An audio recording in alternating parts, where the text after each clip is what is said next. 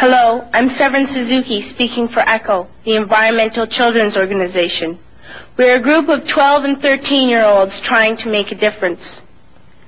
Vanessa Suddy, Morgan Geisler, Michelle Quigg, and me.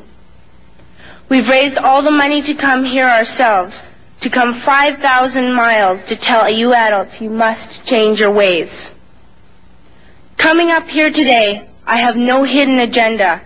I am fighting for my future. Losing my future is not like losing an election or a few points on the stock market. I am here to speak for all generations to come. I am here to speak on behalf of the starving children around the world whose cries go unheard. I am here to speak for the countless animals dying across this planet because they have nowhere left to go. I am afraid to go out in the sun now because of the holes in our ozone. I am afraid to breathe the air because I don't know what chemicals are in it. I used to go fishing in Vancouver, my home, with my dad, until just a few years ago we found the fish full of cancers. And now we hear of animals and plants going extinct, every day vanishing forever. In my life, I have dreamt of seeing the great herds of wild animals, jungles and rainforests full of birds and butterflies. But now I wonder if they will even exist for my children to see. Did you have to worry of these things when you were my age?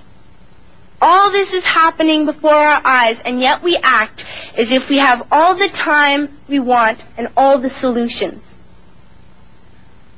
I'm only a child, and I don't have all the solutions. But I want you to realize, neither do you. You don't know how to fix the holes in our ozone layer. You don't know how to bring the salmon back up a dead stream. You don't know how to bring back an animal now extinct. And you can't bring back the forest that once grew where there is now a desert. If you don't know how to fix it, please stop breaking it. Here, you may be delegates of your government, business people, organizers, reporters, or politicians, but really, your mothers and fathers, sisters and brothers, aunts and uncles, and all of you are someone's child. I'm only a child, yet I know we are all part of a family, 5 billion strong. In fact, 30 million species strong. And borders and governments will never change that. I'm only a child, yet I know we are all in this together and should act as one single world towards one single goal. In my anger, I am not blind, and in my fear, I am not afraid of telling the world how I feel.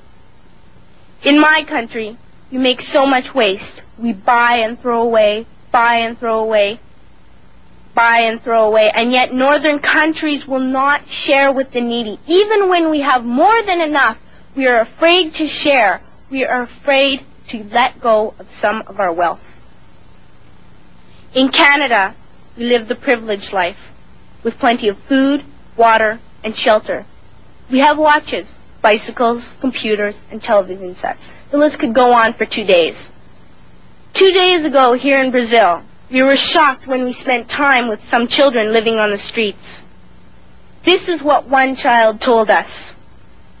I wish I was rich. And if I were, I would give all the street children food, clothes, medicines, shelter, and love and affection. If a child on the streets who has nothing is willing to share, why are we who have everything still so greedy? I can't stop thinking that these are children my own age, that it makes a tremendous difference where you are born. That I could be one of those children living in the favelas of Rio. I could be a child starving in Somalia, or a victim of war in the Middle East, or a beggar in India. I am only a child, yet I know if all the money spent on war was spent on finding environmental answers, ending poverty, and finding treaties, what a wonderful place this earth would be. At school, even in kindergarten, you teach us how to behave in the world. You teach us not to fight with others, to work things out, to respect others, to clean up our mess, not to hurt other creatures, to share, not be greedy. Then why do you go out and do the things you tell us not to do? Do not forget why you are attending these conferences, who you're doing this for. We are your own children. You are deciding what kind of a world we are growing up in. Parents should be able to comfort their children by saying, everything's going to be all right. It's not the end of the world, and we're doing the best we can. But I don't think you can say that to us anymore. Are we even on your list of priorities? My dad always says, you are what you do, not what you say. Well, what you do makes me cry at night. You grown-ups say you love us, but I challenge you, please, make your actions reflect your words. Thank you.